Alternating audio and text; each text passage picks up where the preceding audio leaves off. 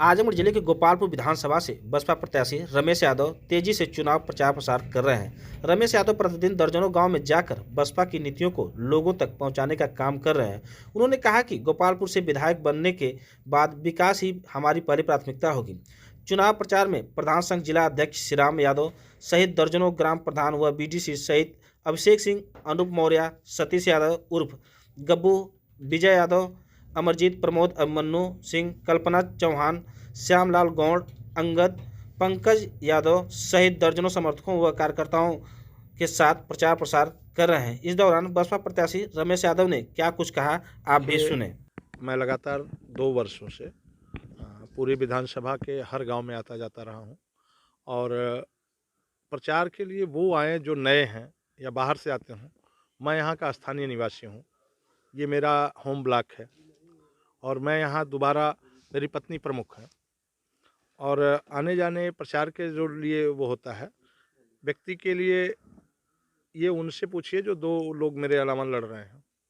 माननीय विधायक जी इन इलाकों में कभी पैर भी नहीं रखे होंगे। 5 वर्ष बीत गए, गांव के लोगों से पूछ लीजिए क्या उन्होंने एक ईंट यहाँ रखी है या एक दिन दर्शन दिया है। और बीजेपी के लोगों को हज़ारों वोट यहाँ से मिले थे इन गाँव से।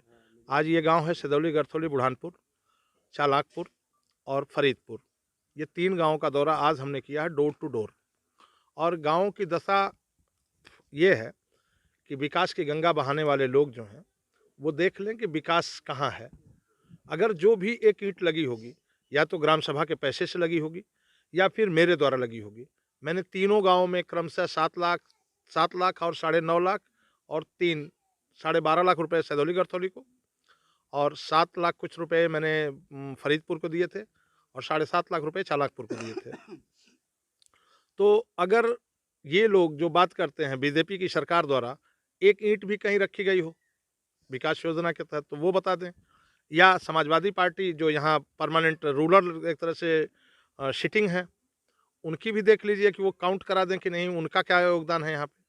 जिस ग्राम सभा में आज आप हैं ये दौरांचल के करीब है जी और विकास से काफी दूर है जी। आपकी सरकार बनेगी, आप विधायक बनेंगे तो इन लोगों को क्या आप वादा करेंगे? देखिए, अगर हमारी सरकार बन जाए तो मैं एक चीज़ आपको आश्वस्त करता हूँ कि ठीक 1 वर्ष बाद मैं आपको बुला करके इन गाँव की दशा दिखाऊंगा।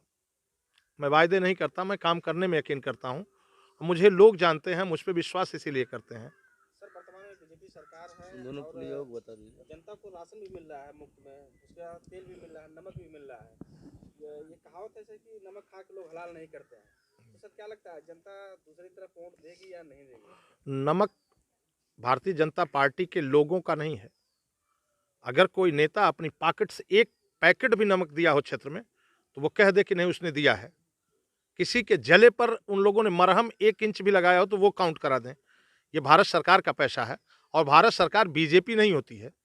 भारत सरकार हमारे टैक्स से चलती है और हम जैसे शहरी, आप जैसे लोग टैक्स पे करते हैं, जिसका ये लोग बांट करके ढिढोरा पिटवाते हैं।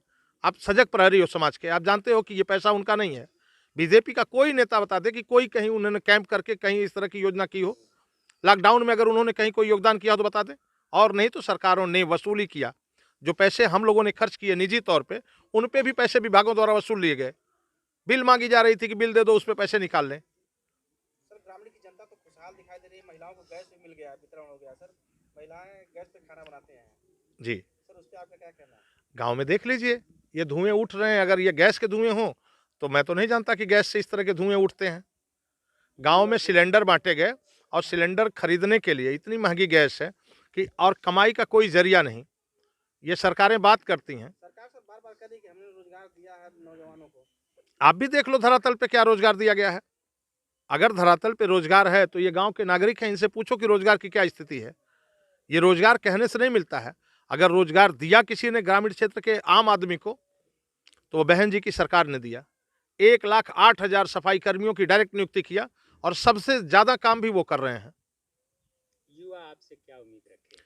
युवा उम्मीद रखे कि यदि हम सरकार में आते हैं तो उनके लिए रोजगार के साधन उपलब्ध कराना हमारी प्राथमिकता में होगा। शिक्षा, स्वास्थ्य, परिवहन, इन तीनों चीज़ों पे हमारा फोकस होगा कि ये आम आदमी की ज़रूरत है और ये बखूबी पूरी हो।